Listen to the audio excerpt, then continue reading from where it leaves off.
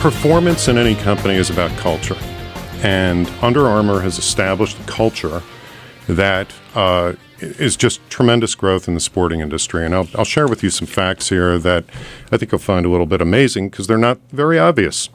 If you go back to years ago, you think of the biggest sports companies that may be out there. You think about sports companies like Nike or some of the others that may be out there. Nike goes back to 1969. But when data was crunched for LinkedIn's top attractors, those that attract employees to come to work for them, Under Armour wound up way up on the top. Under Armour was founded by Kevin Plank a scant 10 years ago.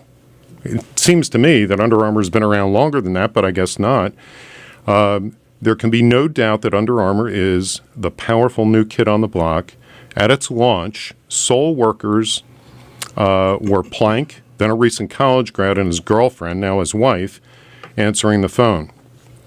During this interview with Susie Welch... Let me get this straight. He started this business with his girlfriend? You got it. Yep.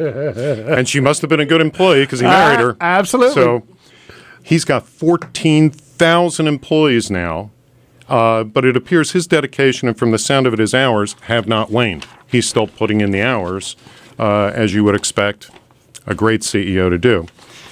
So the question was, busy times for Under Armour, and you've just had your, listen to this now, 24th consecutive quarter of 20% plus top-line growth. Yeah.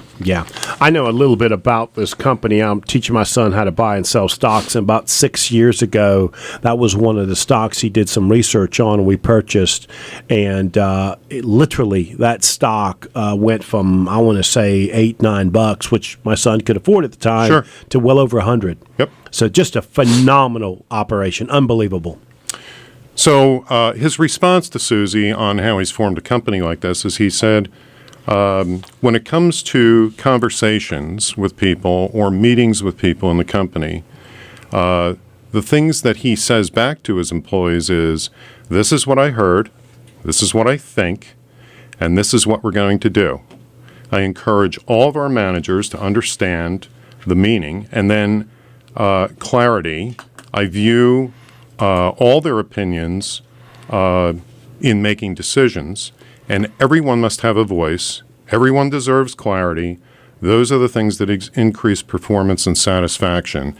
And he mentions the word, our employees love the company, and we love them back.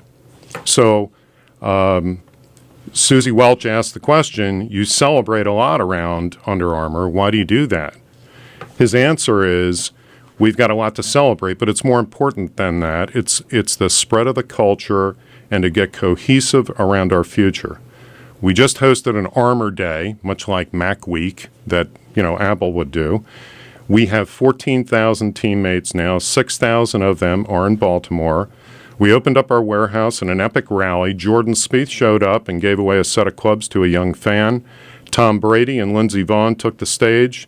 The choir from the Baptist Church brought down the house, and we closed the show with Kid Rock. Now, what a mix that is, huh? That's a pretty good party, and it's a party with purpose. We build corporate citizens here. It's all part of the excitement about about now and the future, and making sure Under Armour is the best place to work in the world, period. Okay? So he means it. Period. My wife makes fun of me when I say that. Period. But I mean it. That means I'm serious. So the question is, can you keep up that kind of intensity in the company?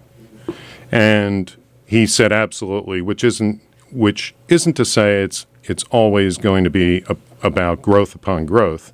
We make big bets. Sometimes we win, sometimes we lose. We don't have all the answers, but we're going to give it all what we've got. Like I was telling the team the other day, I don't have to be right. I just want to win. It doesn't have to be my idea. I just want the best idea, and then the team will bring it to life. It's a comment that I sometimes make, which is, I don't want your way or the team's way. I want the third best way. Yeah, I'll tell you what I take from that, and I tell small business people this all the time. The article talks about clarity, which is an interesting way, and I translate that into training and educating the staff. It really is important that you're letting them know how you feel, how you think, and when that happens, if you're doing a good job, they're going to let you know how they're feeling and how they think, and that really will create an atmosphere that I promise you can grow from, and that growth is going to go in both directions. Employee side and staff side is going to grow, and you are going to be able to grow, and your organization is going to be able to grow as well. I really do. I think a lot of the organization, and it is interesting that his conversations are based on staff and employees. That's an interesting point. Yep. It's the energy you need to thrive.